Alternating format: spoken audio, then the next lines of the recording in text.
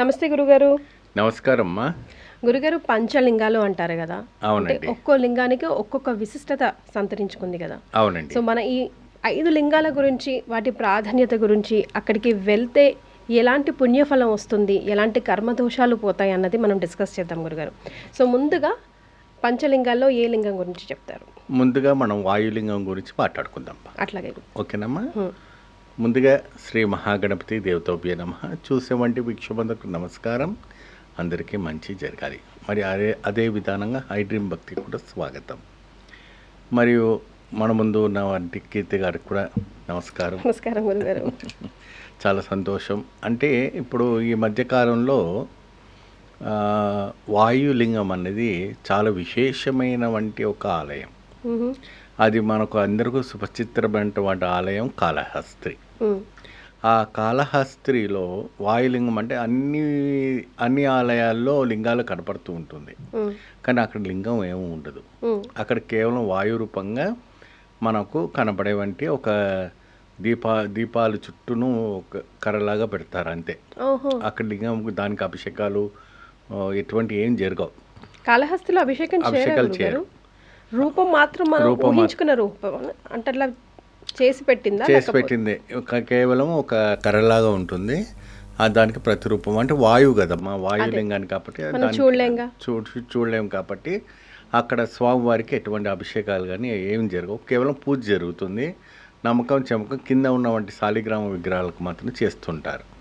ఏమండి, అయితే అక్కడ ఏంటి విశిష్ట అంటే స్వామివారికి ఎవరికైనా కూడా భక్తులకి రాహు కేతు దోషాలు పట్టుకున్న వాళ్ళు చాలా సతమతం అవుతున్నారు. అంటే వివాహానికి కావచ్చు, ఇంకెటువంటి అయినా దోషాలకు బాధపడుతున్నట్టు వాళ్ళకి అది సుపరిచితమైనటువంటి ఆలయం. సామూహికంగా అక్కడ కూర్చోబెట్టి ఆ కాళహస్త్రి దేవాలయంలో చాలా వరకు కూడాను ఈ యొక్క రాహుకేతు ఆలయంలో విశేషమైనటువంటి రాహుకాల పూజలు చేస్తుంటారు. రాహుకాల పూజలు అంటే దాదాపు మనకు ఆదివారాల్లో వచ్చేటప్పుడు కానీ ఏమండి, మళ్ళీ తర్వాత శనివారం ఎప్పుడు రాహుకాలం వస్తుందో అప్పుడు, మంగళవారంలో మళ్ళీ 3 నుంచి 4:30 వరకు రాహుకాలం ఉంటుంది. ఆ సమయంలో అటువంటి రాహుకాల ముహూర్తాన్ని చూసి అక్కడ రాహుకాల పూజలు చేయడంలో వాయులింగంలో చాలా విశేషమైనటువంటి పూజ. ఎందుకు గురుగారు అక్కడే అంత స్పెషాలిటీ ఏంటి? ఇప్పుడు మన భారతదేశంలో అనేక చోట్ల లింగాలు ఉన్నాయి కదా. అవునండి. ఆ ఆలయానికి అంత విశిష్టత కలిగి ఉండడానికి గల కారణం ఏంటి? ఎలాంటి గ్రహణాలు వచ్చినా కూడా అక్కడ మాత్రం ఆలయం కూడా క్లోజ్ చేయరు కదా, ఎప్పటికీ ఓపెనే ఉంటుంది. ఎందుకు ఆ ఆలయం విశిష్టత ఏంటి? ఇక్కడ వాయులింగంగా ఉంటాడు కాబట్టి గ్రహణం పట్టదు.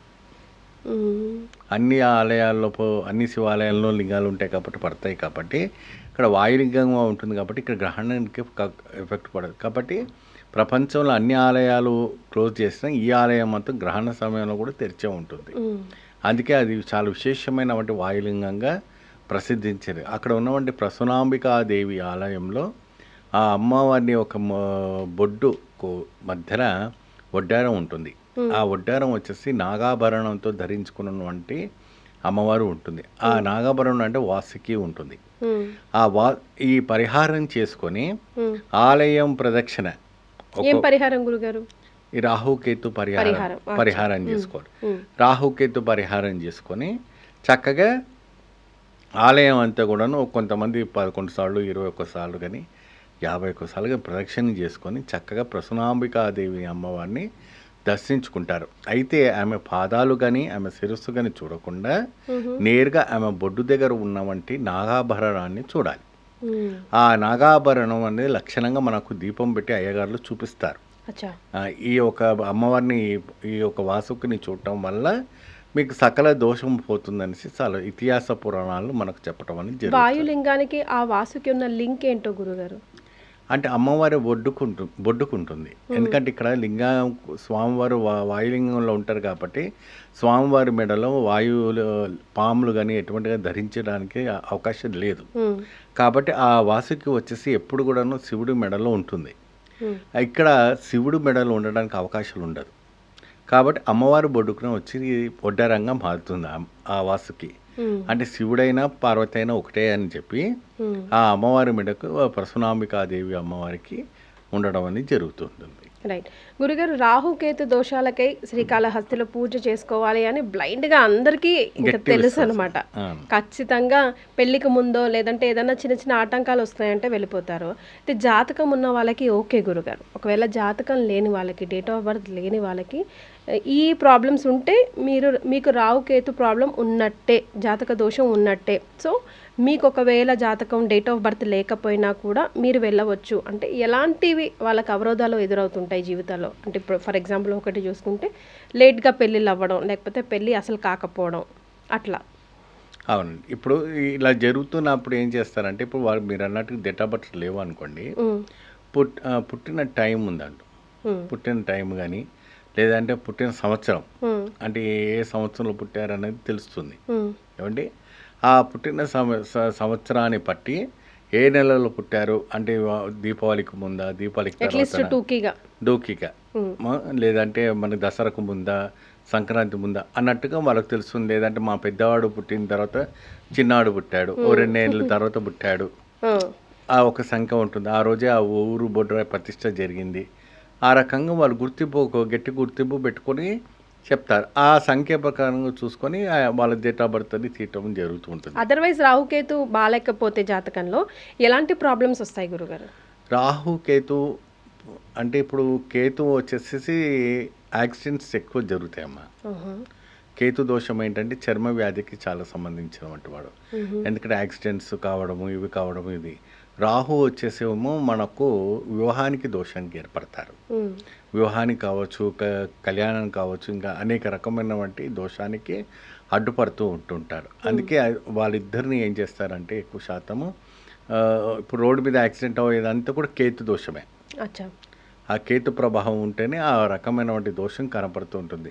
యాక్సిడెంట్స్ కావడం అంతా కూడా కేతు ప్రభావమే. ఈ రాహు ప్రభావం ఏంటంటే ఎక్కువ శాతము ఈ శుభకార్యాలను అశుభం చేయటం.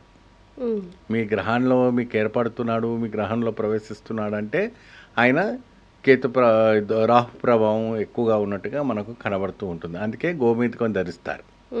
కేతుకు వచ్చేసి వైదూర్యాన్ని ధరిస్తారు. సో ఇవి 2 ధరిస్తే శాంతిస్తారని చెప్పి ధరిస్తారు. ఈ వైదూర్యంను, ఇది గోమేధికము. ఇవి 2 ధరించడం వల్ల అవుతుందంటే వాళ్ళకు అపారకరమైన మొత్తం అన్ని కూడాను ఒక అపరూపమైనటువంటి శక్తి పెరుగుతూ ఉంటుంది. అది. సో రాహుకేతులు బాగాలేకపోతే మీ లైఫ్లో ఖచ్చితంగా మీరు విజిట్ చేయాల్సిన ఆలయం శ్రీకాళహస్తి వాయులింగేశ్వర్. అవునండి. అంతే కదా గురుగారు? చాలా సంతోషం అండి, ధన్యవాదాలు. నమస్కారం. And for more videos, please subscribe to iDream channel. Subscribe to iDream Media. Please subscribe to iDream. Please subscribe to iDream. Please subscribe iDream. And please subscribe to iDream. For more videos, subscribe to iDream. please like, share and subscribe to the channel. Congratulations, iDream. Subscribe to iDream. Subscribe to iDream. So subscribe to iDream Media.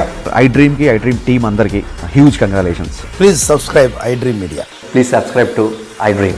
Subscribe iDream. Please subscribe to iDream. iDream అంటే నా కళల ఛానల్ను subscribe చేసుకున్న నోరు తిరుగుతలేదు, మీరైతే గంట గుర్తు కొట్టండి. For more such videos, please subscribe to iDream. Subscribe to iDream. Please subscribe to iDream. Please subscribe iDream Media. Please do subscribe to iDream. Please subscribe to iDream Media. For best entertainment and information, please subscribe iDream. And don't forget to subscribe to iDream.